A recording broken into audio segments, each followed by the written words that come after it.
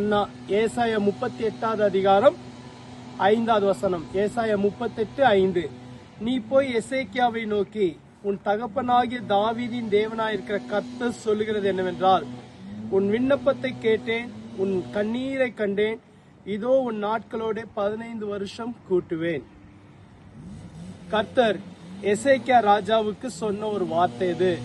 இதுல சொல்லும்போது கர்த்தர் சொல்லுகிறார், உன் விண்ணப்பத்தை கேட்டேன், உன் கண்ணீரை கண்டேன், இதோ உன் நாட்களோட 15 வருஷம் கூட்டுவேன்.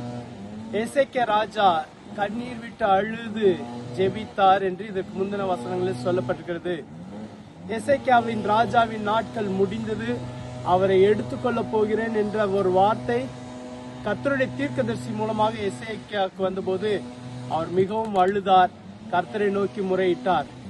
உடனடியாக கர்த்தர் அந்த விண்ணப்பத்தை கேட்டு அவருடைய ஆயுஸ் நாட்களை கூட்டி கொடுத்தார். அப்பொழுது அந்த தீர்க்கதரிசி மூலமாய் கர்த்தர் ராஜாவுக்கு சொன்ன வார்த்தை, உன் விண்ணப்பத்தை கேட்டேன், உன் கண்ணீரை கண்டேன்.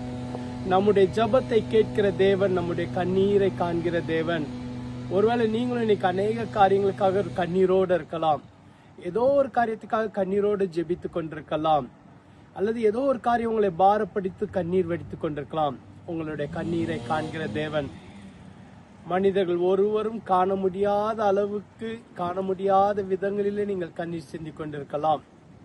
ஆனால் உங்க கண்ணீரை காண்கிற ஒரு தேவன் உண்டு, அவருடைய பெயர் இயேசு கிறிஸ்து. உங்க கண்ணீரின் ஜெபத்தை அவர் கேட்கிறார், உங்களுக்கு உரிய சரியான பதிலை தருவார். எசேக்கியா ராஜாவுக்கு 15 வருஷம் கூட்டி கொடுத்த ஆண்டவர், எசேக்கியா ராஜாவின் ஜெபத்துக்கு பதில் கொடுத்த ஆண்டவர் உங்களுடைய ஜெபத்துக்கும், உங்களுடைய ஜெபத்துக்கு ஏற்ற விதத்திலே பதில் தருவார். ஜெபிக்கலாமா? எங்களை அதிகமாய் நேசிக்கிற நல்ல ஆண்டவரே, எங்கள் கண்ணீரை காண்கிறவரே, எங்கள் ஜெபத்தை கேட்கிறவரே, உங்களுடைய பிள்ளைகளோட கண்ணீரின் ஜெபத்தை கேட்டு பதில் தருவீராக.